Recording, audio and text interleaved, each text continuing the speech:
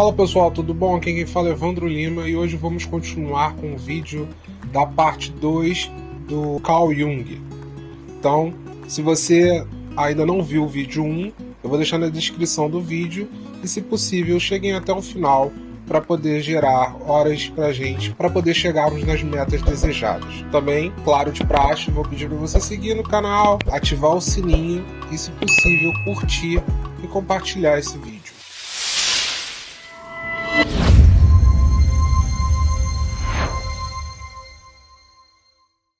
Em 1912, no livro Metamorfoses e Símbolos da Libido, Jung marcava divergências doutrinárias profundas que se separavam de Freud. Há quem diga que Jung ficou muito frustrado pelo antigo mestre ter ido visitar Ludwig Bissenwanger em Kreuzlingen. Como é que eu vou conseguir falar todos esses nomes? Eu não sei, mas vamos tentar. E nem comentou com ele sobre tal visita.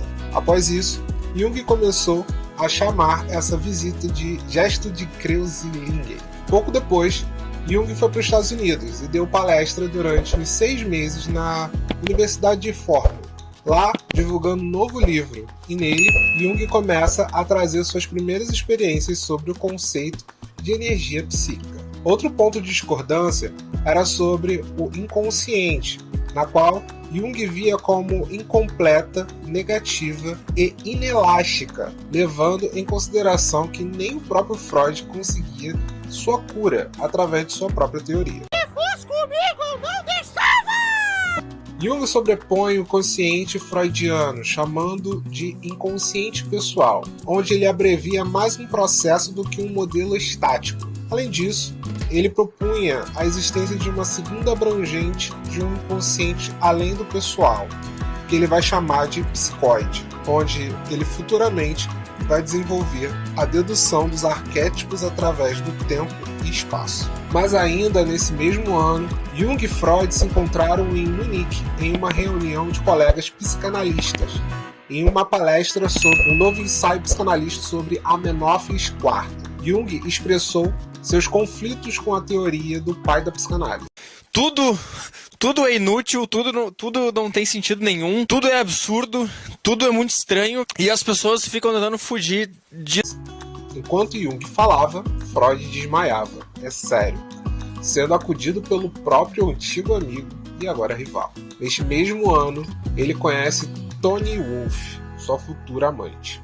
Em janeiro de 1913, Freud, em carta, encerra sua amizade com Jung, mas ele e o seu ex-amigo se encontram mais uma vez, agora no 4º Congresso Psicanalítico Internacional em Munique. Neste mesmo ano, ele também renuncia o título de Privatdozent, abandonando completamente a carreira universitária. Jung, neste momento, começou a ter uma visão do mundo solitário e esquisito. Ele alegou que estava liberando seu inconsciente a experiências interiores, sonhos impressionantes a fim de decifrá-los assim que o emergisse, mantendo sua consciência sempre vigilante, não perdendo contato com a realidade exterior. Nesta experiência, ele chegou a descobrir um centro profundo no inconsciente, um centro ordenador da vida psíquica e fonte de energia. Aprendendo o fio e o significado do curso que tomavam, verificando também que outra coisa não acontecia. A falta pela busca da personalidade total, ou o que ele futuramente vai chamar de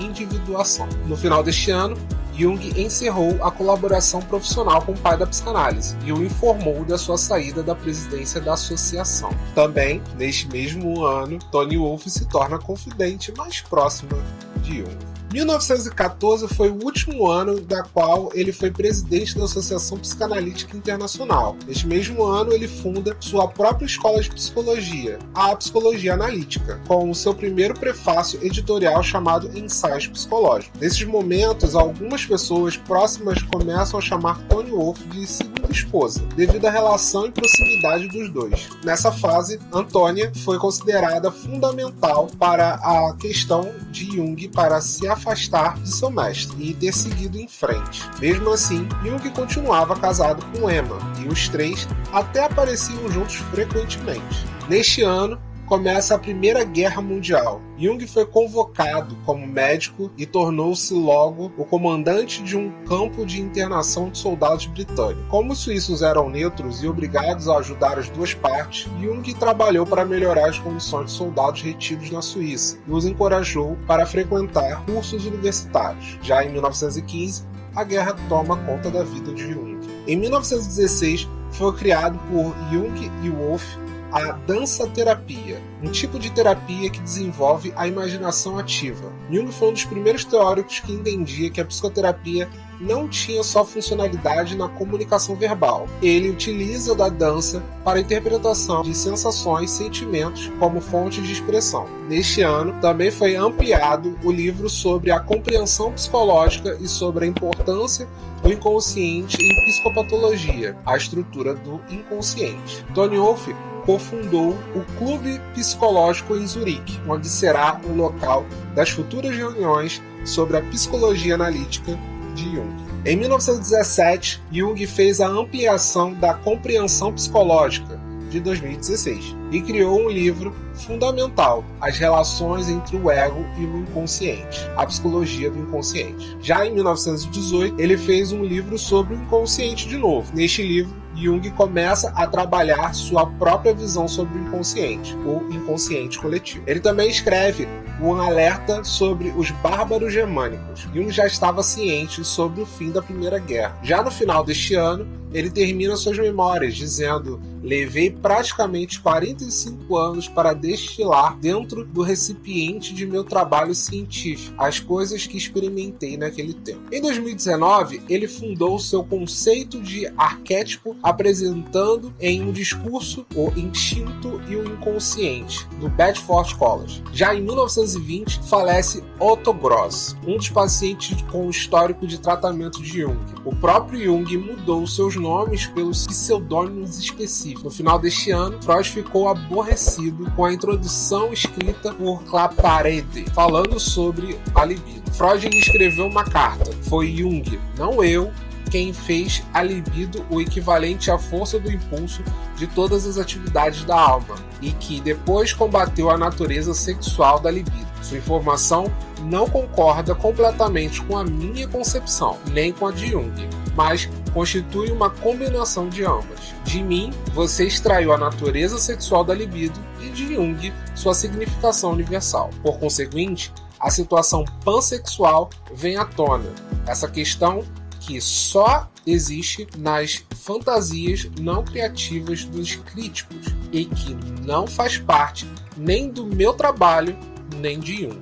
Não existe um comentário de Jung sobre esta carta. Já em 1921, ele escreveu sua obra Tipos Psicológicos. Aqui, Jung fala sobre os aspectos introvertidos e extrovertidos. Neste ano, ele também foi para a África do Norte. Em 1923, a mãe de Jung, Emily, faleceu aos 75 anos. Neste ano, ele começou a construir uma casa no campo ao lado do lago Bolligay, onde ele vai viver até o final de sua vida. Em 1924, ele retorna aos Estados Unidos. Mano, como esse cara viaja, e conviveu com os índios Pueblo. Em 1925, ele foi para o Monte Elgon, na África Oriental Inglesa, para conviver com tribos nativas.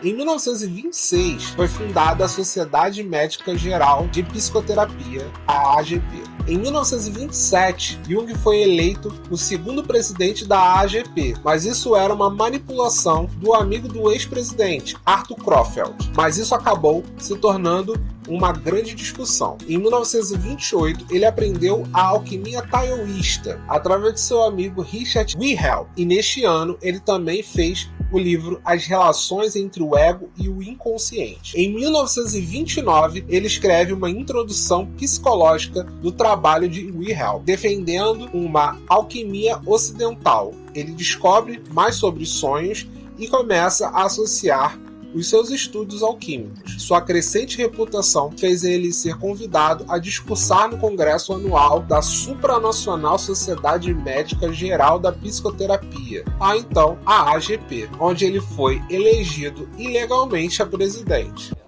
Ih, rapaz.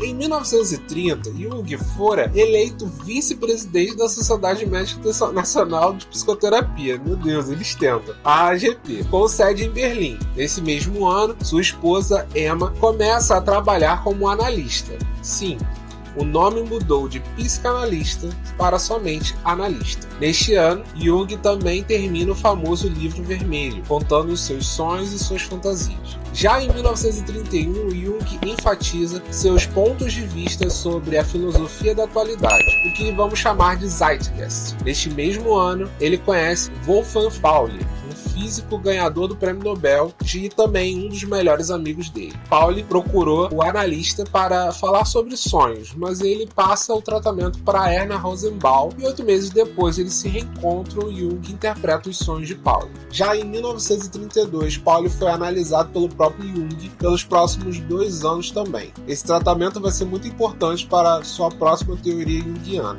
Em 1933, há boatos que Jung simpatizava com o nazismo. Isso mesmo, um crítico ideológico, Heizengers, coloca em seu livro Do Fascismo ao Novo Pensamento a teoria de Jung sobre como ele via os tempos atuais. Neste momento, Jung concorda em assumir enfim a presidência da AGP, onde já era para ter entrado desde 1930. Eu não estou suportando mais. Mas com a condição de uma renomeação e uma organização legalmente nova na sociedade, em especial a possibilidade de adesão individual de judeus. Jung começa a transformar a AGP em um local que salvaria a Alemanha do nacional-socialismo. O que acha desse povo todo reunido aqui? Uma perda de tempo. Perda de tempo? Não vai mudar nada.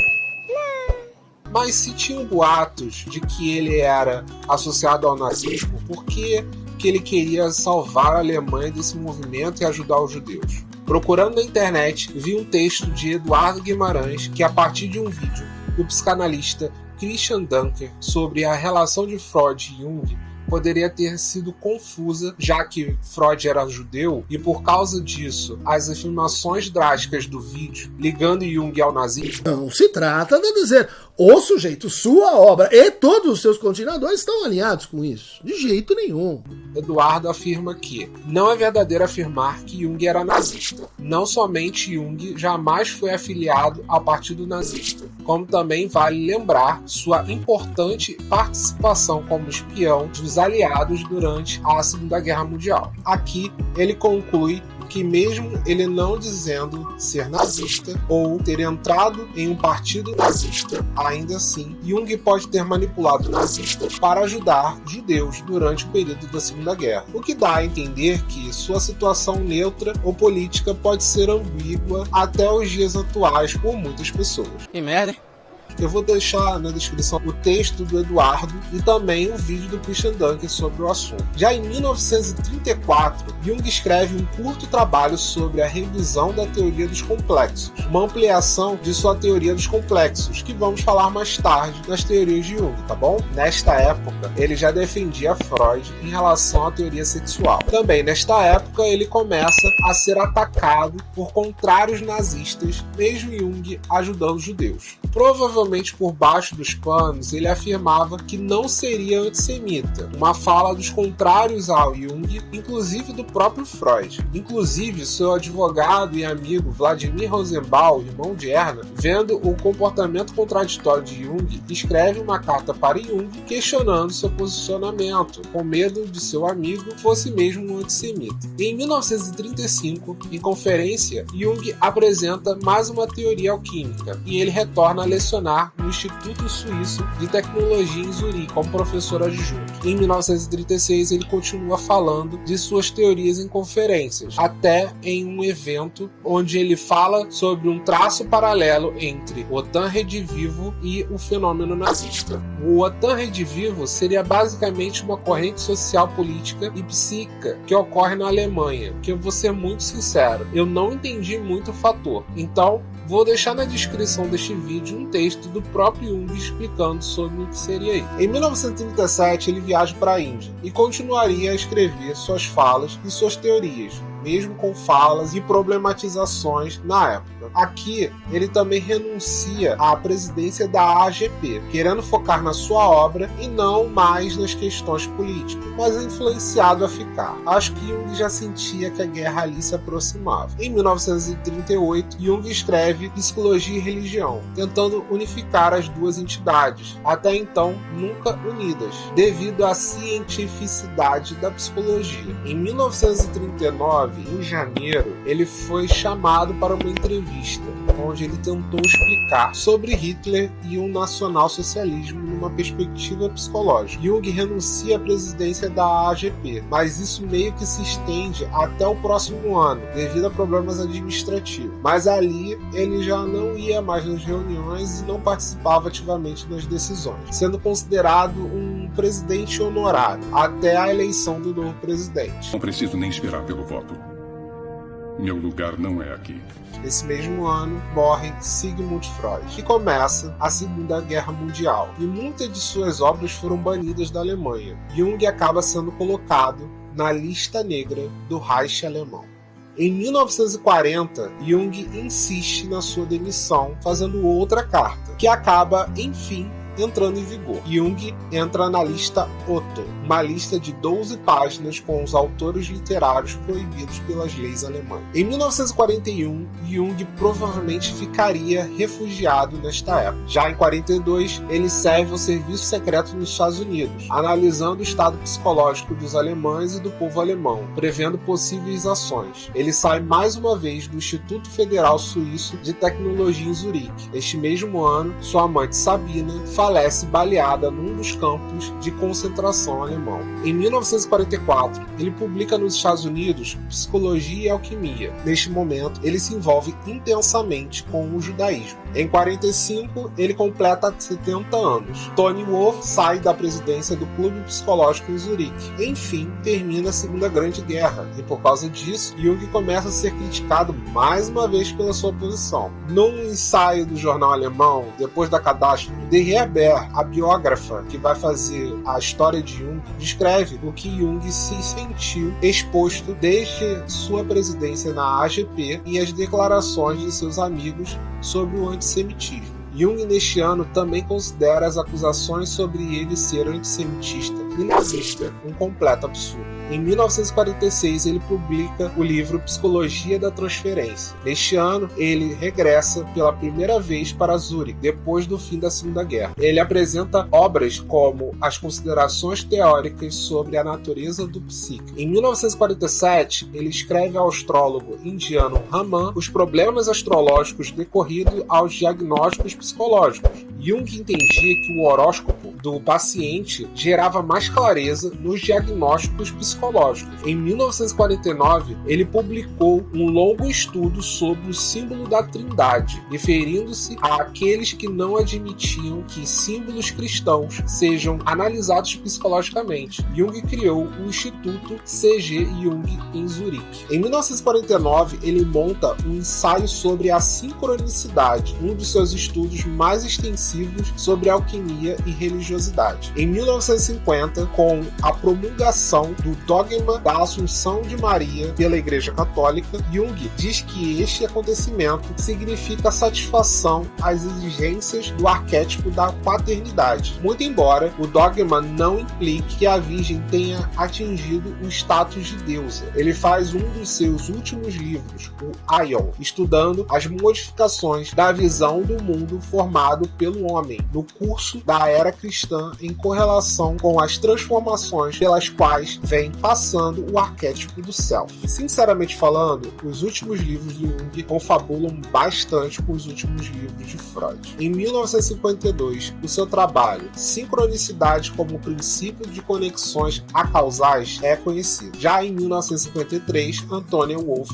falece. Felizmente, Jung não comparece a seu funeral devido à sua saúde debilitada, mas Jung projetou uma pedra em memória de Wolff com o dizer saberes chineses. Em 1954, ele cria um ensaio sobre a natureza da psique, onde ele apresenta outros desenvolvimentos relativos à energética psíquica, decorrente da surpreendente descoberta de analogias entre fenômenos psíquicos e fenômenos pertencentes ao reino da física atômica moderna. Que viagem é essa, véi? Já em 1955, um andar superior foi adicionado à parte central de sua casa. No entanto, ele pode ter construído simbolicamente a partir de sua filosofia e entendimento sobre o espiritual. Niklaus Stokely pinta o retrato de Jung.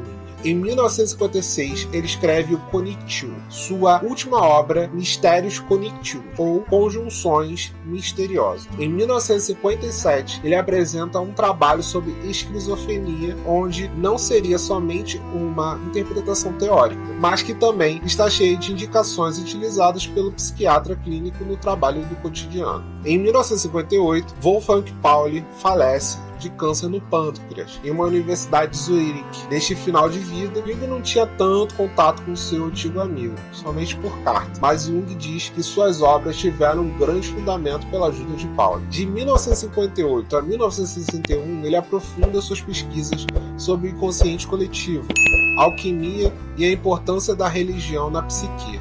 Após uma curta doença, ele morre em casa, no dia 9 de junho de 1961. Pouco antes de sua morte, ele conversa com Laurens van der Post, que Wolf seria o perfume de sua vida e Emma seria sua base. Emma, como você viu, é o alicerce da minha casa. Tony é o perfume no ar.